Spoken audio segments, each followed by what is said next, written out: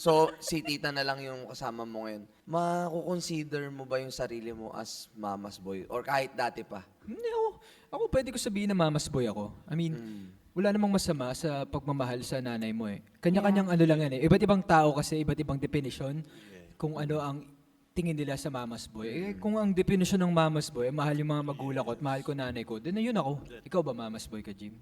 Hindi ako mama's boy. Ang Yes, definition mo yes, ng boy. mama's boy. Ang galing, Definition no? mo ng mama's boy for you. Yung malambing ka sa mami mo. Yes. Yan, Hindi ka tapos ganon? parang ano kasi medyo suwail kasi ako eh. Hindi naman suwail sobra, pero blackbird ako eh. Blackbird? Black sheep? Black sheep kasi ako. Parang, talaga? ako kasi ako lagi yung di sumusunod. Dito ako believe kay Jai. Oo. Lahat ng naka-update siya. Update siya sa mama niya. So, mama's girl siya.